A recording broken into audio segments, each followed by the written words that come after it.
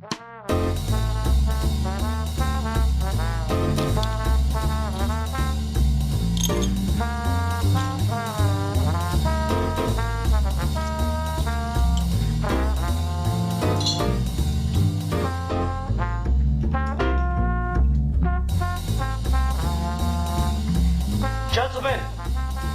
the time has come once again to discuss things.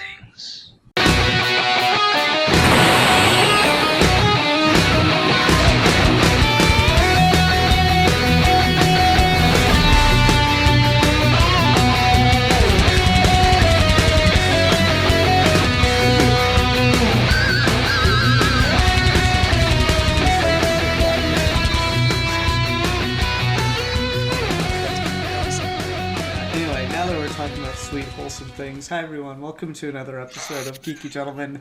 I am Sid Partu, joining me today is a geek for fun. Ah, yes, a geek for fun. So, geek for fun, what do you think of the British Empire? Pip pip cheerio and all that. But oh what? Bollocks. Instead of a geek for fun today, we have British Steve Baxi. We do indeed. I should play the Doctor. My British accent's flawless. Flawless. Like, honestly, I was so surprised. Anyway, we're continuing holiday month. We're continuing holiday month today with a film review of a movie that I have, I guess fond memories isn't the word, but memories of. Intense memories of. Life-shaping memories. I need the story on this. I need to know when you first saw this. Okay, so this is the film Jack Frost from 1997. I introduced this last week when we were talking about Batman Returns. I was like, oh, this will be a great transition because we're talking about a Michael Keaton Christmas movie. Let's talk about another Michael Keaton Christmas movie called Jack Frost where he is a snowman.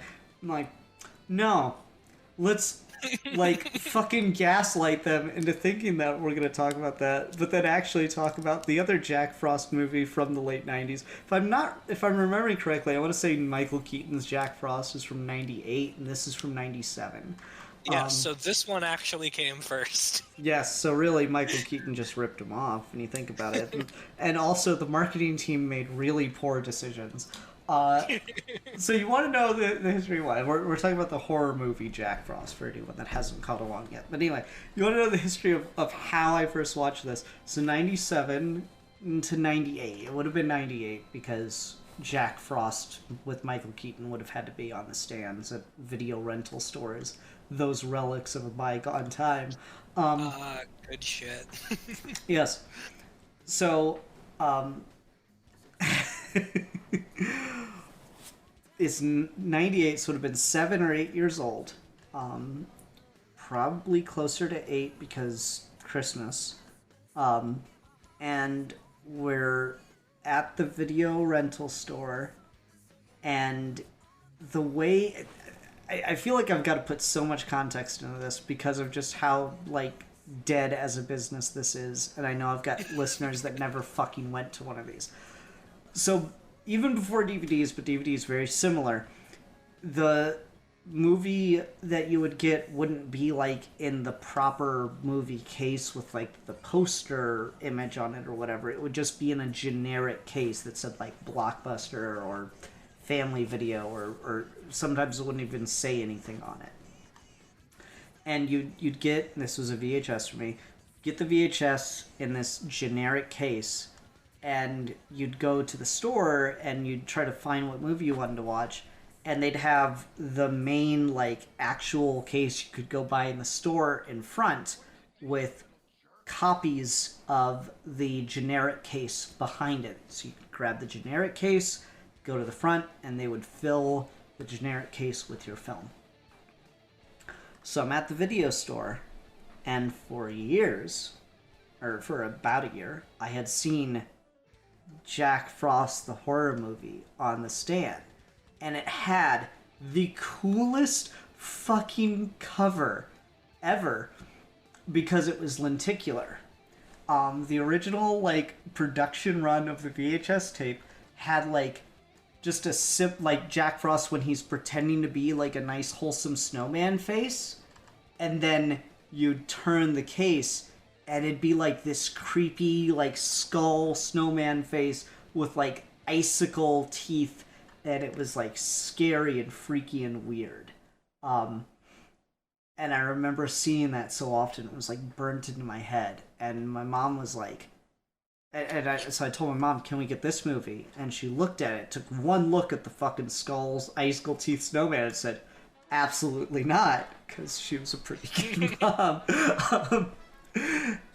And so devious little shit that I was, when Michael Keaton Jack Frost came out, I took the one from behind, Jack Frost 97, put it behind Michael Keaton Jack Frost, pointed to Michael Keaton Jack Frost and said, Mom, can we get this movie? She looked and said, yeah, that's fine. Haven't you seen that before? Yeah, but like, I like it. Okay. And so I deceived her into renting 97 Jack Frost, and we got home, and because she was a parent who would do anything for just a few minutes of quiet, I'm assuming, she let me take it downstairs to go watch it by myself, because we had a TV down there. And so my fucking child self watched this goddamn movie. That, like, it doesn't, to the director's credit, this movie does not ease you in to just how fucked it is gonna get. It starts off with a evil, like the worst uncle ever, telling this fucking terrifying story. It's fucking Princess Bride, but demented. Yeah, it is.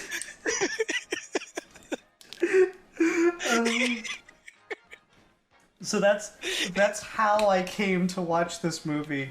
And it has, like, honestly always stuck in my head as, like... That's called trauma.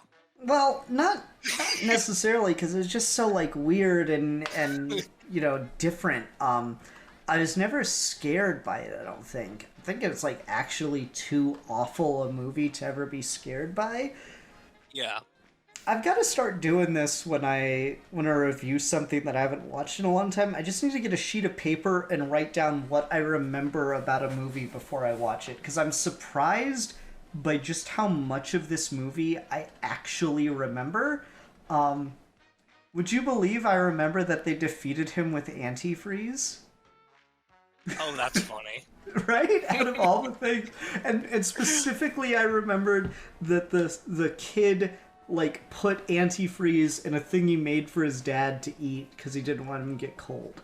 That was, like, a core thing I remembered about this film. And then that I could just... have gotten so bad so quick, though. I know. Dude kills his fucking dad with antifreeze. I know.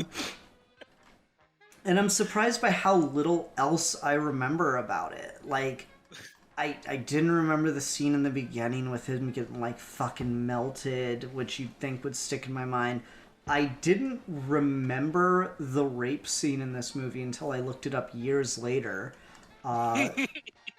It's funny, I remember the rape scene in the sequel, because I pulled this trick a second time on my poor fucking mother, to watch Jack Frost 2, which takes place on a tropical island, and, yeah... we're not here to discuss that one today. Maybe next time. I'm not surprised that there were two. I am surprised that there were two rape scenes, though. You know, the first one was just so successful.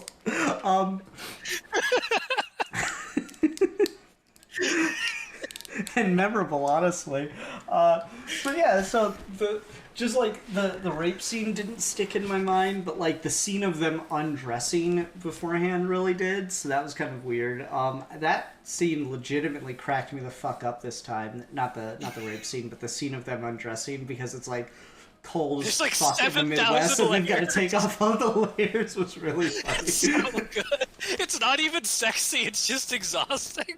It was a really good scene. I like the way it's timed with the music, and then when she stops unbuttoning and the music like boom, boom, boom, it's really good.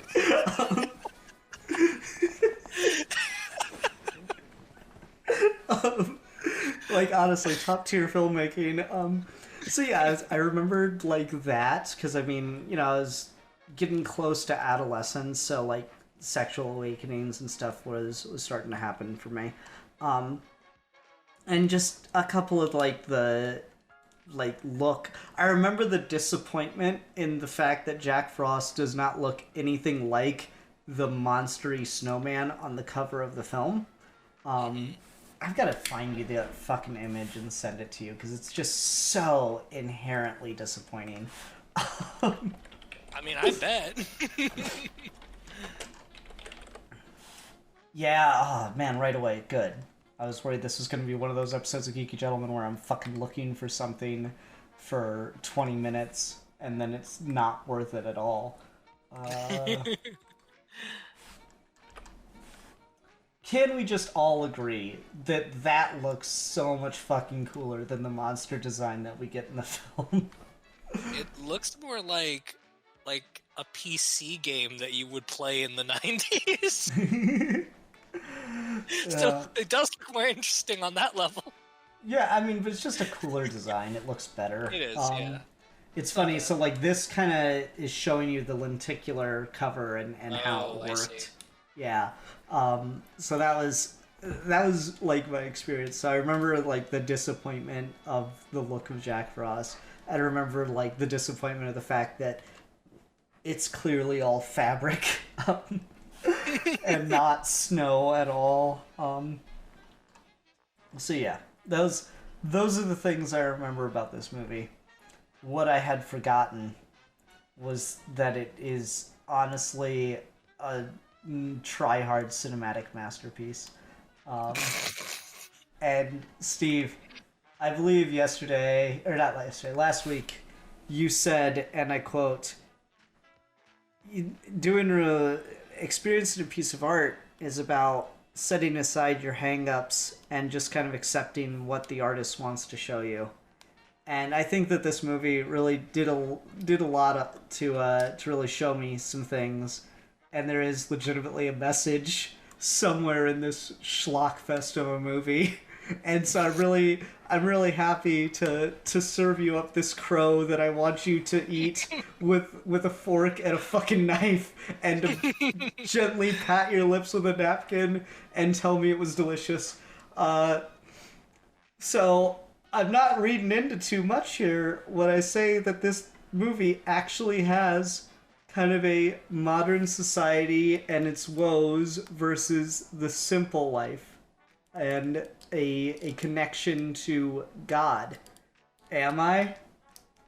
No, I mean, I think that's the idea of the movie for sure. Okay, good. So we can all agree. We can all agree that this is a genius cinematic work. And that's Steve Baxi using the premise set forth by Steve Baxi. That's where the conversation's going to end. I still say you gotta do it well, and this does not do it well, but I was trying to like come up with the words to describe this movie, and I feel like the best way to pitch this is a winter-themed Hank Hill versus Chucky from Child's Play. Basically what's going on. I can see that. It's basically what it is, because he's very bland and boring and loves the simple life and gets underestimated for being a country hick. His son's kind of an idiot that might kill everyone, and then there's a weird serial killer possessing an inanimate object. So it's got all the pieces of that connection, I feel like. This was painful, man. This was rough to get through. I'm glad. What I don't like the Child's Play movies. I think most of them are pretty boring and pretty bad. So like it's not a high bar when I compare the two. I feel like they're like playing to the same sensibilities. But I would say that like this feels like a 10 years too late knockoff Child's Play. And I wish that it was at least a little bit more creative with what it was trying to do as far as like the snowman kills and stuff. Because my biggest disappointment with this whole movie is just like every time there's a cool death scene, they don't have the budget to show you the cool death scene, so they zoom in on like really specific or weird objects or something, and then just cut to the reaction, but never actually show you anything. And it's really annoying to have like a horror movie, a C tier horror movie that's just kind of there for the thrills and kills, when you're not looking at like half the kills. Like as and we'll talk about it, I'm sure. As many things as we could say about the rape scene, that's maybe one of the few times in the movie where it is like intentionally and legitimately kind of funny. Because he's doing that while banging her head against the back wall, and it's kind of hilarious to watch. It doesn't even feel like inappropriate or offensive because it's just so fucking dumb and so funny. Compare that to like him killing the woman, and like he like strings up all the Christmas lights around her neck and suffocates her, and like there's that really weird insert shot of us just watching the lights go around and around something that is vaguely skin toned, and it's like you don't actually get a chance to watch the snowman murder people. It's really strange, but this is not a good movie. It has its moments of being really funny most of the time, not intentionally, but man, I can't believe that not only did you convince your parents to watch this, but that you bought a second one and watched that too. I was fascinated, man. You watched 2 of these. It's so strange. Don't make me do it, Steve. I'll pick the second one. No, I control this show. I control your fate. I might have to have an accident before next week and pick the other one. I'll wait till next year. I'll save it. There's only so many Christmas movies, Steve. No. We will run through the entire Hallmark collection before we do the sequel.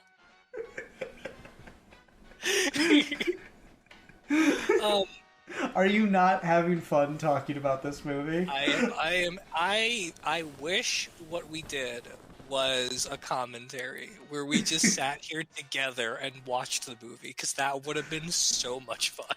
Geeky Gentleman special, Christmas Day commentary, Jack Frost 2. You heard it here first, folks. Steve Baxi approved. That's the other thing about it, is the movie's not super long. Like, it's like 90 minutes or so. Yeah, it doesn't even make an exact 90 minutes. It's like 1 hour 29.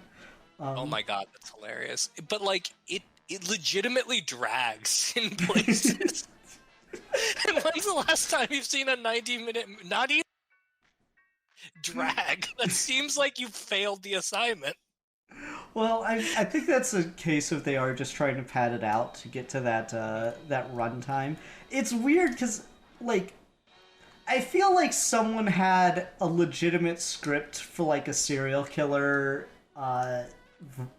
movie, and using the serial killer as like the moral wrongness of the modern world versus like the wholesome values of a small town.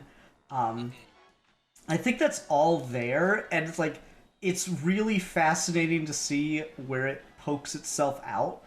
Like the fact that they kill him and they like bless the antifreeze to keep him locked away and stuff. Yes, they do.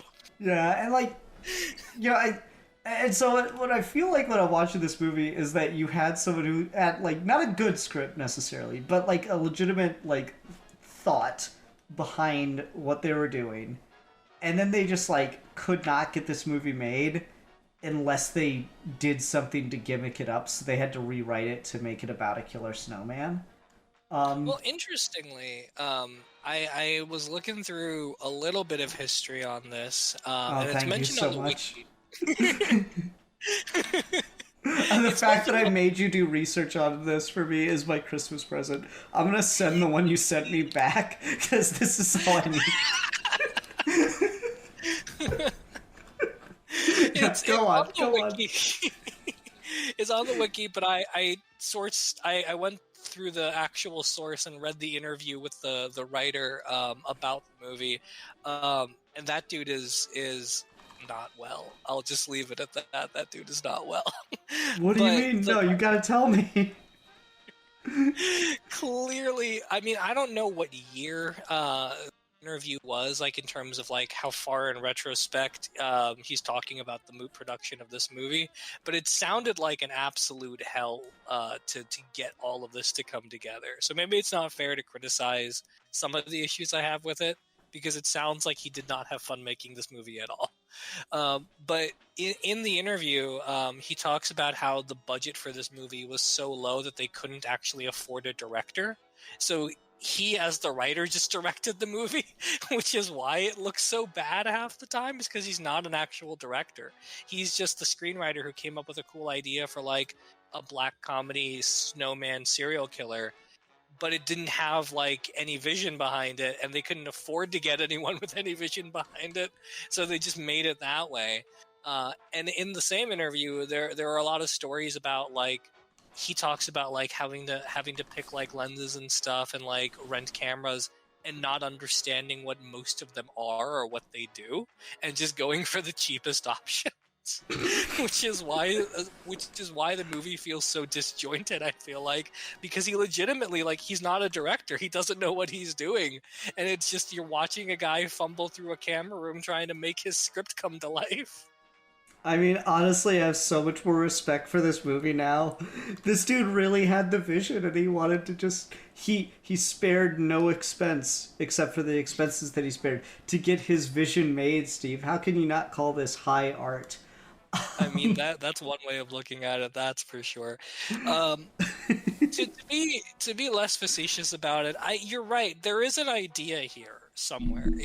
There is something going on about like the evil serial killer snowman as the embodiment of a kind of moral rot, but also a kind of like idolatry of like he sort of symbolizes the false idols of the holidays, of people worshiping like the snowman and the presents and Santa Claus instead of what the holiday is really about.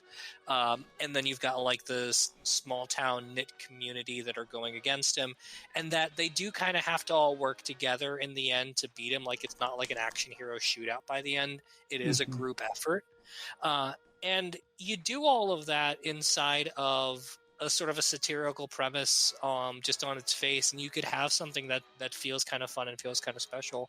I mean, honestly, a lot of the best like sort of horror Christmas movies, like Krampus, or like more recently Eli Roth's Thanksgiving movie, like they don't have to be super serious in order to make interesting statements. They can be like really goofy and really campy and work the same way. But the trouble with this one is I have a really hard time taking anything the sheriff dude says seriously, because he might be one of the worst actors I have ever seen in my life. Dude cannot act at all. He has no delivery, no screen presence. It's like I can see the cue cards and reflected in his eyes. It's so bad. You know, you were talking about the production issues related to like the lenses and stuff. I mean, I'm not gonna say this had brilliant camera work. I'm gonna give the dude credit that like the movie is in focus, and unlike you know Zack Snyder's Justice League, I can actually see what the fuck is on the goddamn screen. So maybe it's visible. maybe vision shouldn't be as important as making your movie fucking visible and watchable. As I mean, it's already above Alien versus Requiem, right? Like we can watch I mean, you can actually watch this movie. No one has ever actually watched AVPR. Many people have heard that movie. No one has actually seen it. But like, it's funny because this has almost not to the same degree, but it's got like almost the reverse problem of AVPR, right? Where like, did you notice that the sound is like really weird in places, and that like people just like move one way and like the voice changes completely and it almost sounds like it's really bad ADR or something. It did seem like really strange ADR because there was a couple instances where it felt like the sound was not coming out of the mouth, like the lip sync was off or something. It was really weird. Yeah. That was the biggest like production issue I noticed outside of just the fact that like Jack Frost looks like shit. Um, He doesn't always. I have never seen a snowman that does not look more like a snowman than Jack Frost. Um, it's it's so bad.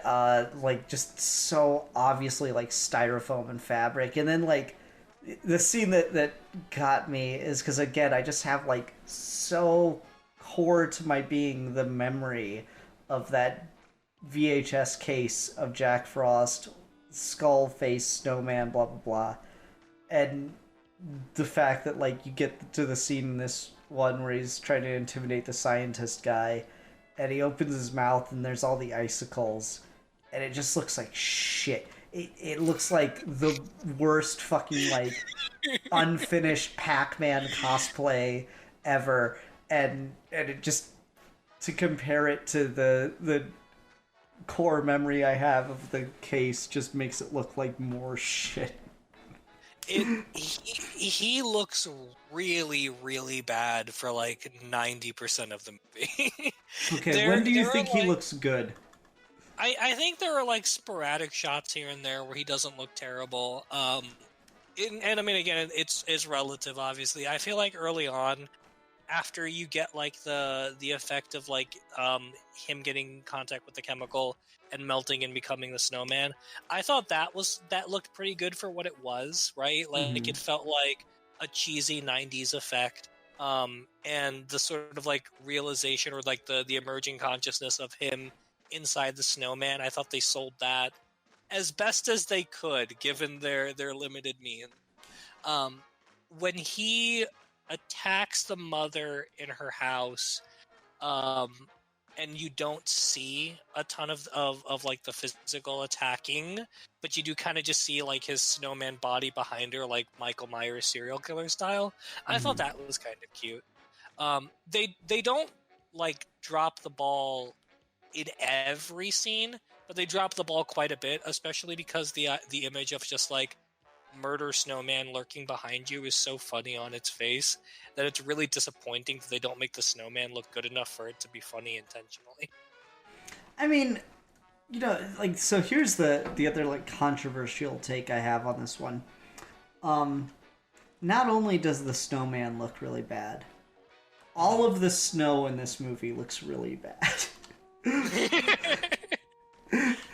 I don't understand how we live in a world that has fake snow that is like pumped all over resorts and stuff to give like the best conditions of powder and all this shit to like athletes and ski aficionados, and yet this fucking movie can't even manage that, or you know, just shoot somewhere where it's actually winter.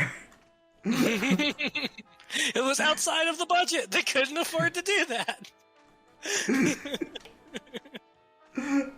I mean, how much could it possibly cost to just go to a small town and ask if you can film a movie there?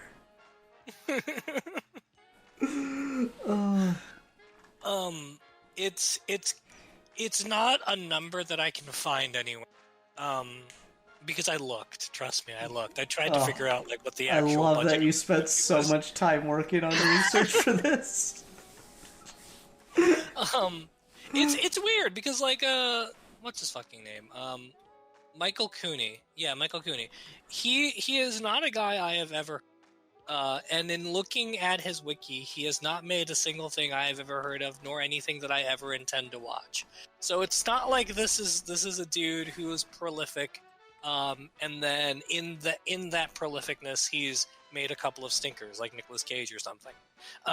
No, this man has one legacy, and that legacy is the Jack Frost movie. So you'd think he'd be like all over the internet trying to like cash in on the cult following this movie might have. And he's kind of not. I couldn't find anything about like how much the movie actually cost to make, but everything I did see, he makes it sound like they had no money for anything. They had no money for snow. They had no money for more than a couple of sets. They had no money to make anything look good beyond a couple of the effects. They had no money to shoot like the death scenes in a way where you could see things actually happening. It's really fucking funny. And I would love to know like what the definition of no money is. Because I've seen a lot of shitty horror movies made on like $15,000 to $50,000 that look really fucking good. I don't know. I mean, obviously it had to have been a success, right? Because they ended up going ahead and making the sequel in 2000, Jack Frost 2: Revenge of the Mutant Killer Snowman. Beautiful title, no notes. Is that actually the title? Yes. That's incredible. Released in 2000, and then a third installment was planned with the tentative title of Jack Frost 3: Jackzilla, but hopes of the sequel being made are unlikely because of the death of Christopher Alport in 2008. Is that the sheriff? Yeah, the sheriff died. Ah! Oh. No, we can't lose the sheriff! Jackzilla. Yes, I need to see Jackzilla. No, I didn't realize the sheriff died. Now I feel bad for saying he's one of the worst actors I've ever seen. I guess I won't have to worry about seeing him now. Yeah. I mean, he died in 08. He lived a long 11 years after the filming of this movie. Man had an entire lifetime to atone for the shame of this movie. I don't know. I find it very amusing. You're right, though. They had no money. Everything claims that they had no money, and I don't know how much no money is. It would be really interesting to see the budget for this and just how it was utilized. I will say, out of all the horror movie premises that you can pull off without a budget, this doesn't seem like one of them. No, yeah, absolutely not. Like, it seems like this would require too much work given your limited means. Yeah, like, you know, there's some movies where you're like, oh, you just gotta be more clever, you just gotta be more fast, more, like, savvy at it. Whereas this is like, no, you need a budget to pull this off. Like, it does feel, objectively, you do. It does feel a little bit like maybe this is a movie out of time, because I said, like, it sort of feels like a 10 years too late ripoff of Child's Play in a lot of ways. And I feel like if you had a B movie of this caliber released in like the 70s or something, it would feel a little bit more at home, you know? Like if it was in the zeitgeist of shit like Attack of the Killer Tomato or something, it feels like if it was in that vein, maybe you could get away with more of it looking shitty on purpose. When was the first Attack of the Killer Tomatoes? I have no idea, to be honest with you. That was just a title I threw out at the top of my head, but like... Because I know George Clooney is in the second one, so I'm like, what? I have no idea when those movies have come out, but I mean just more okay. of like old, like 70s modern movies. You good? 78. You were about right. All right, George Clooney was in the second one in 88. That's kind of crazy. Why is there a 10-year gap? Anyway, had to have time to build up the cult. Yeah, like I feel like if you put this in that same sort of vein of like the old school rubber suit Godzilla movies, Attack of the Killer Tomatoes, like the last heyday of like American monster movies made on no budget, like the remnants of the Ed Wood era that we keep talking about lately, maybe it would have more ground to stand on. But like by the time this is coming out in like you said 1997, right? Mm-hmm. By the time this is coming out in like 1997, I feel like it's just sort of so it's so outlived the slasher boom, it outlived the monster movie boom. It just doesn't feel like a movie that was gonna play for its audience, and is almost sort of doomed to fail at that point. I mean, I would argue that it didn't, though. like, this is kind of dubious. This argument works with everything else except horror movies and pornos, because they all have a billion sequels. But the fact that this got a sequel does have to account for something. The novelty of it clearly hit on some level, and it did well enough to get brought back. So, kudos to them for that. And that's why I wonder, like, how much is no money? Because, like, did it do well in terms of it made its money back? Or did it do well, Like, I'm just so curious now. I don't know. It wasn't a theatrical release, so it was always just direct-to-video, which is more common now, and was more common in, like, through the 2000s, but I feel like late 90s direct-to-video is a bit rarer. You usually would get something that would get a theatrical release first.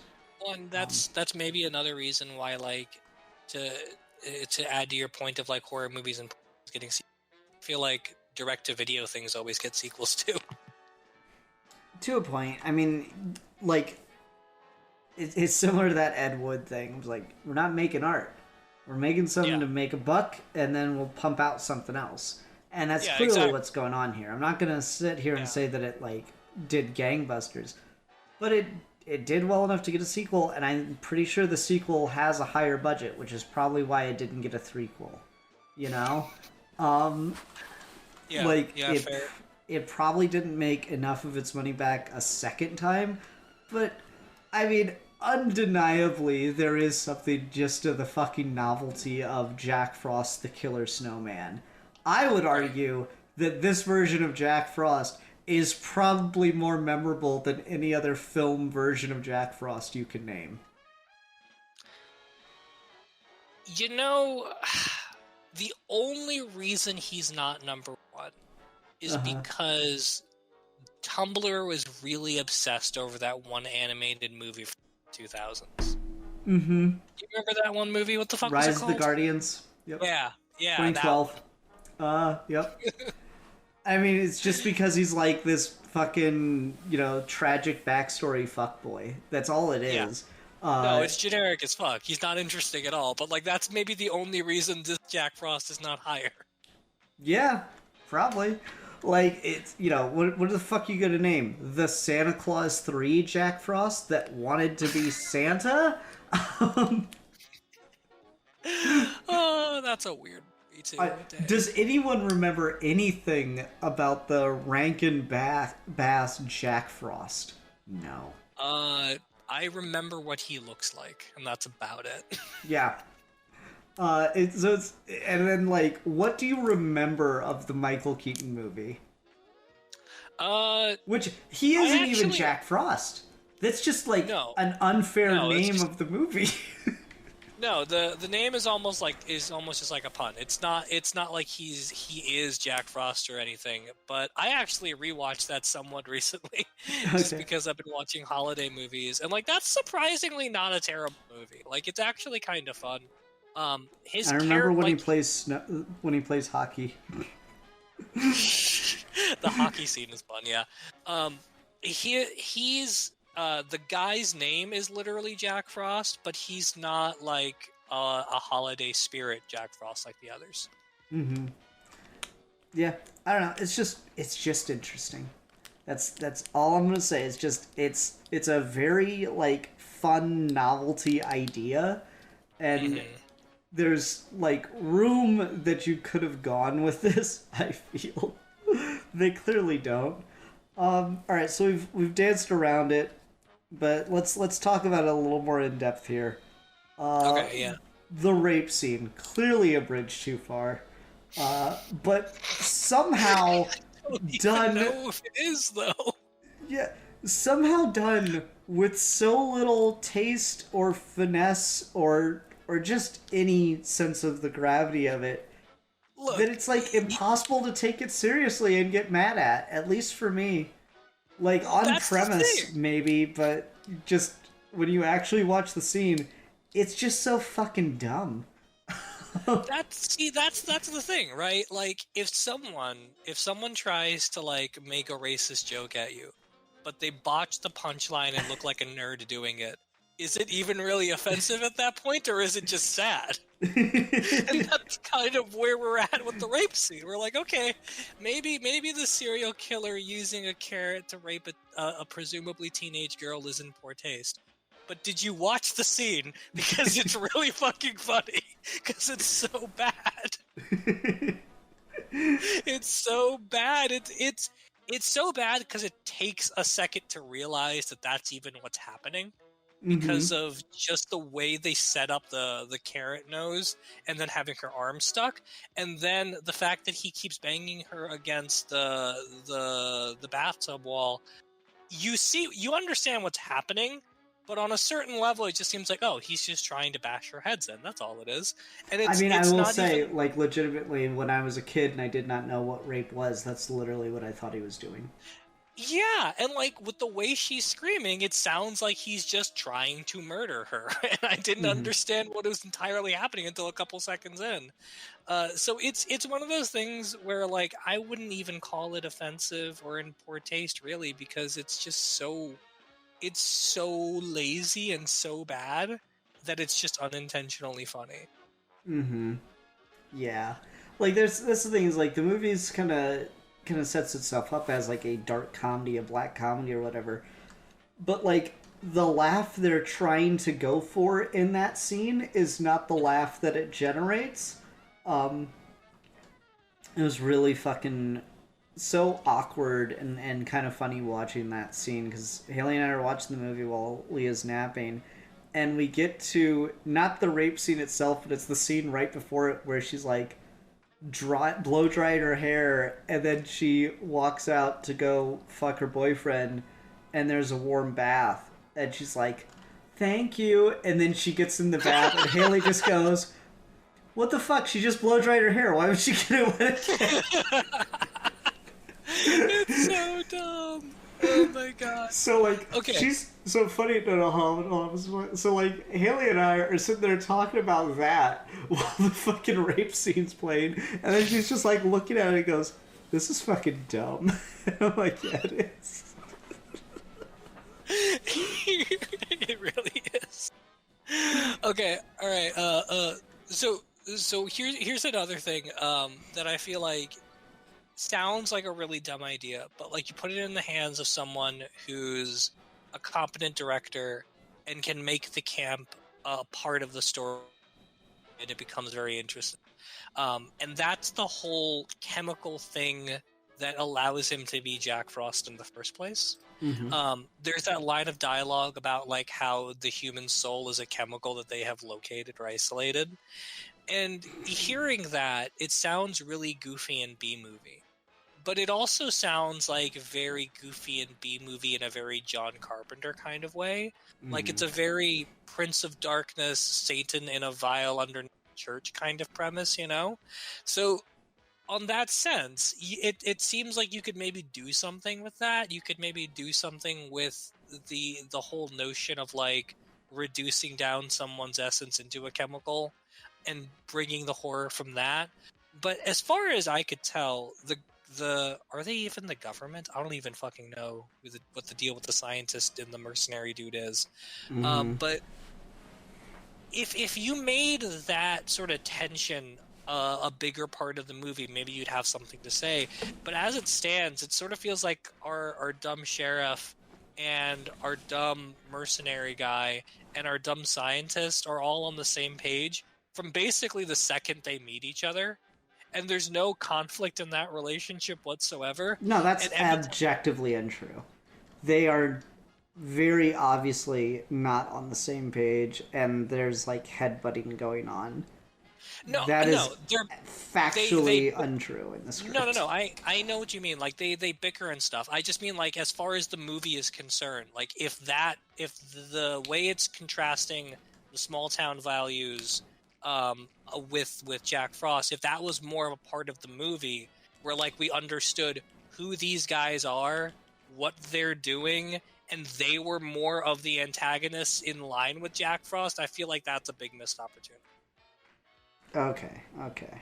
Fair enough. Because, like, it seems like if someone just rolls into town, tells you that they have isolated the soul into a chemical, it feels like that should be a bigger source of the tension of the movie, right? Nah, I feel like that's maybe it should be, but it's definitely just treated as like, okay, Exactly. just fucking let us have this. Yeah, no, exactly. Like, they just kind of accept this, and there's nothing about it that seems like that bothers anybody.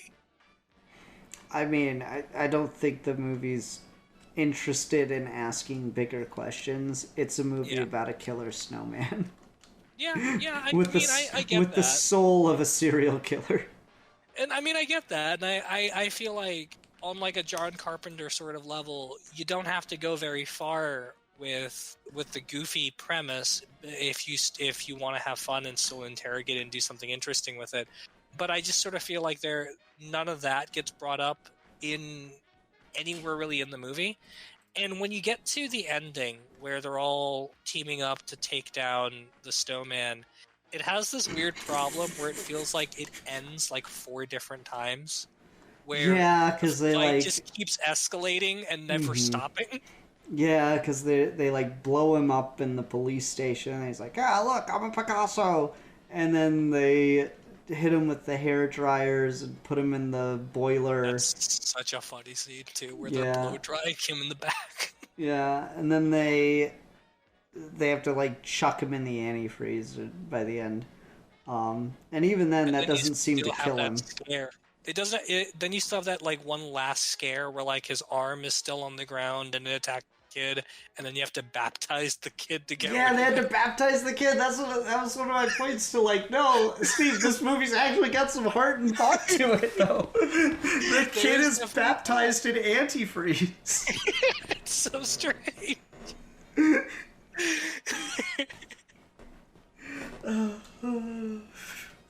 God damn it! It's you know the other thing we didn't talk about with the rape scene though, Yeah. is the fact that it ends with an homage to Psycho. I didn't remember that until this watch through. I was like, no, like it's not just a murder in the shower, right? Like the curtain comes down the same way. You see you see the drain. You like get the close up on her eye while she's on the ground and everything. Like it doesn't do the zoom in on her eye or anything, but still, like it is clearly an homage to Psycho. Now that you say that, that makes a lot more sense because when I was watching it, I was thinking very much like Nightmare on Elm Street with Freddy in the bathtub. Yeah, that too. Very similar. It's like so like at that point you begin to question: is it homaging these things, or is it just like, oh, that's how you film that? Got it. And Yeah. Yeah, I mean it's not a movie that like you can seriously critique too hard because like it's so fundamentally broken that there's just not much use to it. But it does kind of feel like there should be something more, or you could do something more with the idea in places, and that's maybe the most disappointing thing about it. Like, you're gonna watch a dumb horror B movie like we did earlier this year with like Winnie the Pooh, Blood and Honey, and these things are so dime a dozen and so bad and so frequently produced that your expectations kind of have to be on the ground in order to even remotely enjoy them. Because the fact that Blood and Honey was even remotely coherent is better than a lot of these movies can be.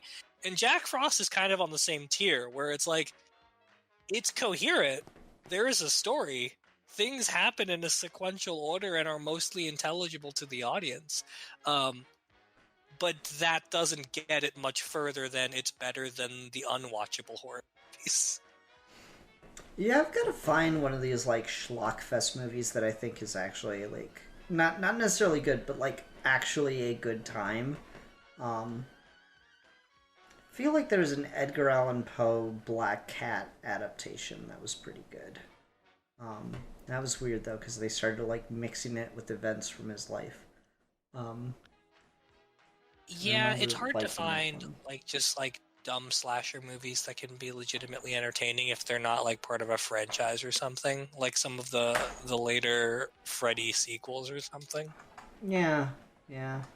I don't know. It's an interesting thought. Like, I like watching these schlock movies. It's so Oh funny yeah. that, like, I don't know how you and I are friends because you're all about, like, film, cinema, and I'm like, nah, I would actually rather watch this. I mean, I like both. I just like watching fucking movies, and it's fun when they're bad, but it's also fun when they're so bad that they're hard to form thoughts about.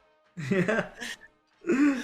Um, I will say, I mean, it's not the worst horror movie I've seen this year. So, Well, damn.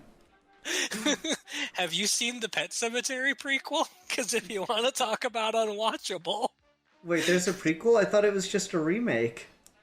well, no. So there was a remake that came out a couple years ago, and then Oh. the remake got a direct to streaming prequel called Pet Cemetery Bloodlines. You know the old guy in Pet Cemetery who's lived in Mm-hmm. the town and explains to them what's going on? It's about him. So it's about him in like the 60s or 70s or whatever when he's a kid, going off with his girlfriend and discovering the land that makes animals come back to life. And it's awful. It's one of the worst things I've ever seen in my life. It's completely unwatchable. Why would you make that movie? I mean, your guess is as good as mine. Uh, decisions. Decisions. Okay. Yeah. Um, at a certain point, just let the IP die. Just keep remaking the fucking movie. You don't have to wait 40 years in between remakes. There's a good question. This has nothing to do with Jack Frost.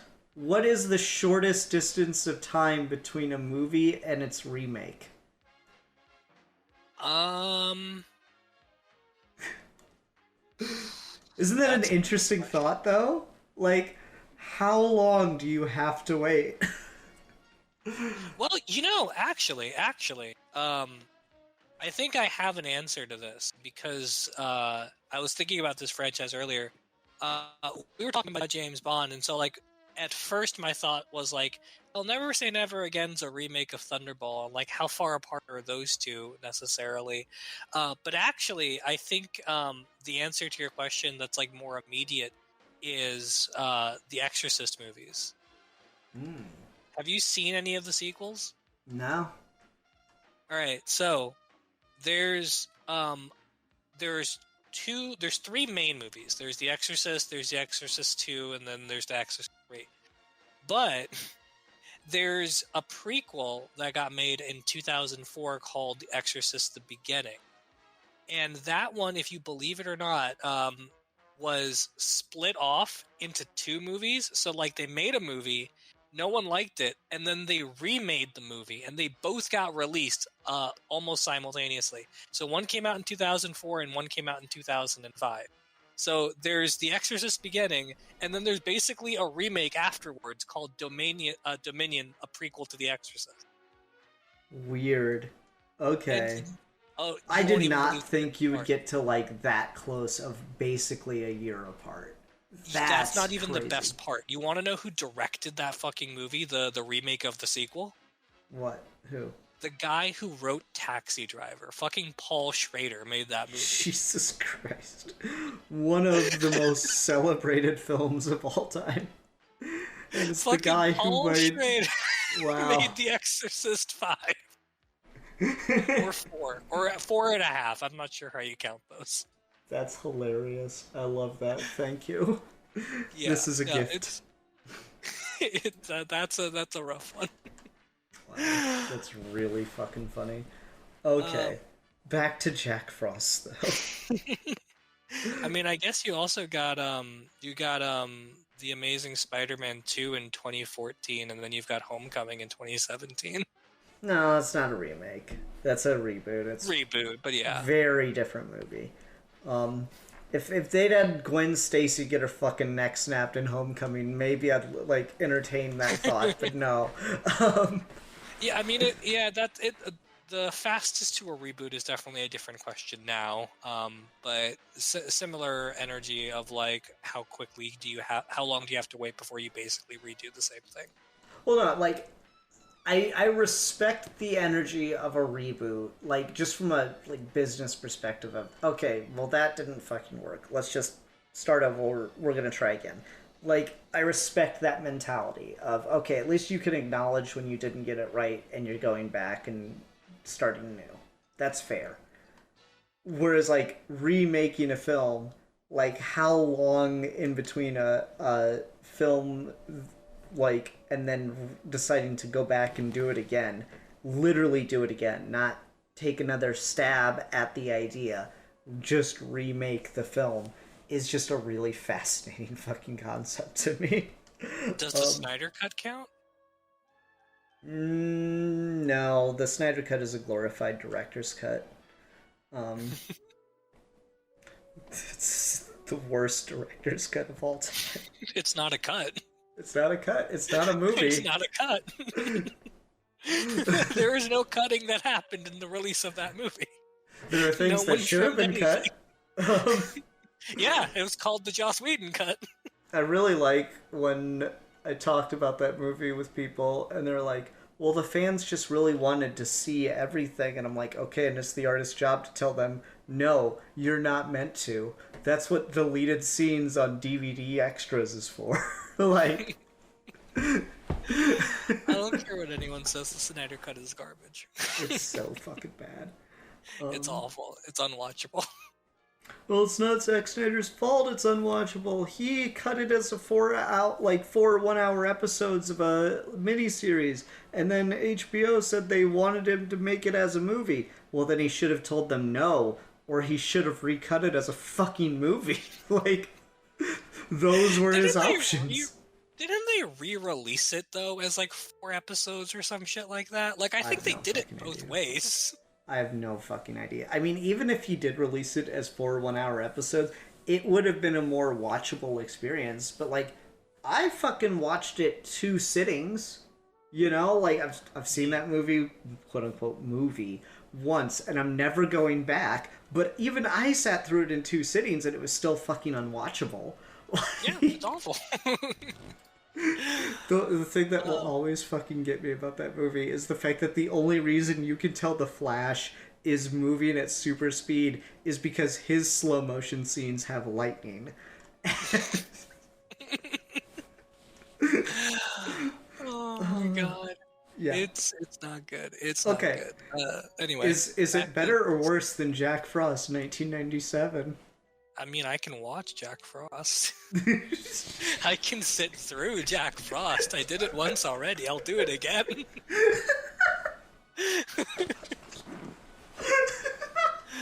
Oh my god. I mean... I cannot imagine a statement that could get you more vitriol than that. You know what? I agree completely. I mean, you know what? At the end of the day, Zack Snyder fans on the internet live in their mom's basement and have never had sex, so I'm alright if they come at me, because, like, I've been in the world, and I've had pussy, and I'm okay. Anyway. Jack Frost.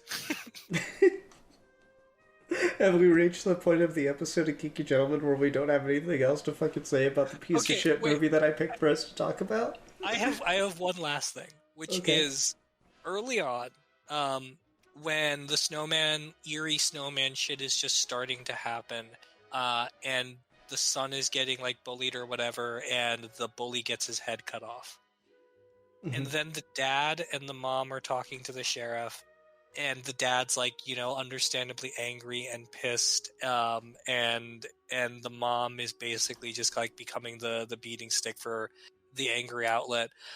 That's so like tonally depressing compared to the rest of the movie, where like they for some reason they treat like this weird sort of toxic parental relationship at the aftermath of a child dying in the middle of this goofy ass movie, that when it got to the point where the mom was killed and the dad was killed, I'm like, well, that's a relief. I won't have to worry about feeling bad for them anymore.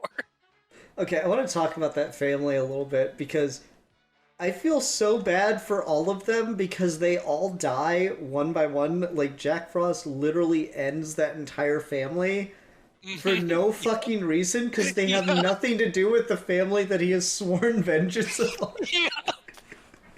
He kills the wrong kid. I know, right?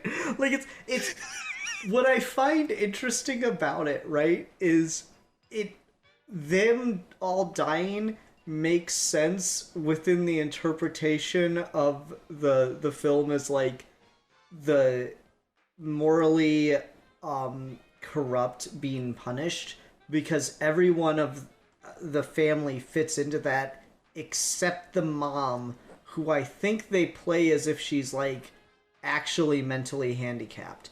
But that's another subject. So it's just weird because, like, in one sense, that kind of works, but you didn't need to have it all be one family for that like trick to work. He could just be killing random people in the town. Like, I find it interesting that everyone that Jack Frost kills is in one way or another like not morally upstanding. You Right. know, like the closest you get to an innocent that he kills, given that we don't know anything about the old man, the closest you get to an innocent is when he kills one of the police officers. But even then, that guy was kind of seen to be like kind of crass and also a bit of a coward. And so it's, I don't know, just when I was watching this movie, I was like actually struck that there was any semblance of like themes or intention. And so that stuff stood out to me. The opening lines of dialogue when they're like taking Jack Frost to be executed, and they're talking about like how police had tracked him all over the place, but it was just like some backwater hick sheriff that ended up catching him or something. Like, I feel like from the very beginning, it's kind of setting you on this path of thinking about it in terms of underestimating the small town, of a sort of like level of community and justice that came from there that was able to get rid of Jack Frost. And the guy who plays the human Jack Frost is so like cartoonishly over the top evil that you can't help but immediately kind of moralize both sides as pure good and pure bad. Oh, 100%. Like, he kills the fucking guard. He like smells his cigarette and is able to like determine what kind of cigarette it is. Unfiltered, not filtered. It's just like, Oh my God. and then when the fucking car accident is happening, they're like, oh shit, oh no, oh yeah. Like, he knows he's in a movie. That's the other thing too I actually did kind of like about it. Is like, they're unlike Child's Play, there's not a lot of like wiggle room getting used to the fact that Jack Frost is now a snowman. Dude is just immediately into it and is doing snowman shit, and that's kind of great. Yeah. How does it feel to be immortal? I'll show you. Like, and then he fucking like possesses the dude's body and is trying to play it off, and then he just fucking like can't figure out how to bend his knees to go down the stair. He's like, fuck it. He just vomits snow everywhere. Respect. Man is having a good time with his afterlife, it seems. I know. Like, he's a fucking god, basically. A snowy god. A snowy god who's killed by antifreeze. How fucking weird is it? Okay. Steve, I need you to explain this one to me. Right? Okay. We see that Jack Frost can change his form between snow, ice, and water at will. And is not even beholden to like the laws of thermodynamics to shift between them, right? Like, he doesn't need it to be exceptionally cold and doesn't take time for him to become a snowman. But like, when they hit him with antifreeze, suddenly he has blood again. And like organs. So I am convinced that the person who wrote this movie, who also happened to direct it, does not understand what antifreeze actually is. Maybe he's never driven a car. Maybe he's never gone to the mechanic. Maybe he's never walked down the automotive aisle. But he just saw the words anti-freeze and assumed that that is what this chemical does. It's so dumb. I don't know how to explain this to you, but if you dump antifreeze on ice, it will not melt. That's not what antifreeze does. Yeah, no, that's ice melt. that's salt. How are you a grown-ass man writing this?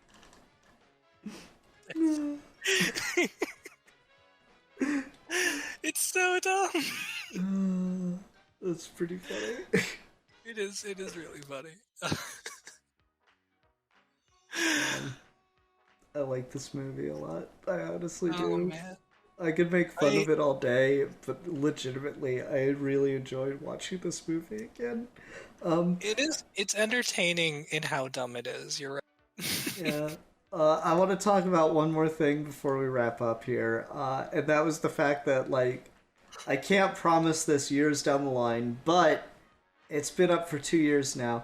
So I went to, like, look for this movie somewhere to watch it, and Steve was like, oh, it's on Peacock. I'm like, maybe I'll ask for your password or something, but let me just see. How much is it on, like, Google Play or whatever?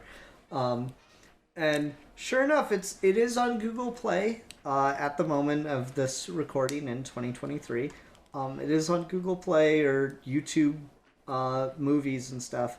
And you can buy it for like $3 or $4. But it's also just in its entirety in HD been uploaded to YouTube.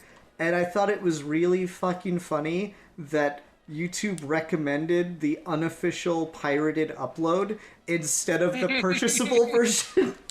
like I sent Steve a screenshot of it's like you could see the pirated version at like you search Jack Frost 1997, you'll see the pirated version is the first result, and then the second result is the version you can buy. That is really fucking funny. No one felt comfortable profiting off the movie, so they just put it up for free. They just realized that, like, morally, this is high art, and it needs to be seen by the masses. It's at like no It's charge. a Wonderful Life. It's a public service, you know? Everyone should be able to watch it for free. Yeah, 100% agree. 100% agree. Yeah, so this was a time. This was an event. And it was a really movie. it fucking set me. I had a real good time watching it, and I had an even better time talking about it and sitting on it. Sometimes Next year, it is. we gotta do a commentary, I swear to God. Like I said, there's a sequel. We could do the Christmas commentary for 2023 on Jack Frost 2. I'm down, Steve, if it means I get to watch the other fucking rape scene. How many fucking movies could put that feather in their cap? Not one, but multiple rape scenes. I'm sorry, I might be triggering my Gen Z audience. Grape scenes. Man, Jack Frost really unalived a whole bunch of people in this movie. You see, when a mommy and a daddy don't love each other at all. Jesus Christ. Yeah. So, I don't know if I could recommend someone watch this film. But there's worse things you could do with your time. It's one of those things you have to know what you're getting yourself into, right? Like, you don't, like, go to a Friday night movie night and pick Jack Frost. No. You have to, like, be high or have a couple drinks in. You need your friends. Maybe you've got, like, a card game you can play in the middle of the movie or something. You need to set the mood for this or it's not gonna work. Okay. All right. What's your rating for Jack Frost, Steve? I am gonna give this the rare 0 out of 5 carrot penis rape scenes. Okay. You know, you don't bust that rating scale out very often. I don't. How many other movies could you possibly make that? I gave Blood and Honey a higher rating, I think. You did? That's harsh. Oh man, oh man. Okay. I will give this movie mainly just for like surprising me that it had anything going on idea wise in the script. I'm gonna give it 1 out of 5.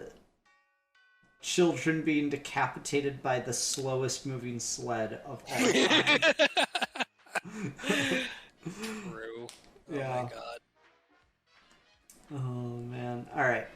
Everyone, thank you so much for watching. Do you want to pick again for next time, Steve? Or do we want to, like, I bug guess Alfie? timing-wise, we can always bug Alfie and change if we need to, but this is going up on Sunday, and this Saturday is the final Doctor Who special, if we wanted to review all 3 of those next week. Yeah, let's do that. Let's do that instead, because we already agreed we would, so it'll be fine. Okay, cool. Alright. Everyone, thank you so much for watching. Until next time, I'm the Philosopher. And I am not British. And we are your geeky gentlemen, and we will be discussing things. Wait, what do you mean not British? I heard you speaking British earlier. That's English. You have me confused with British.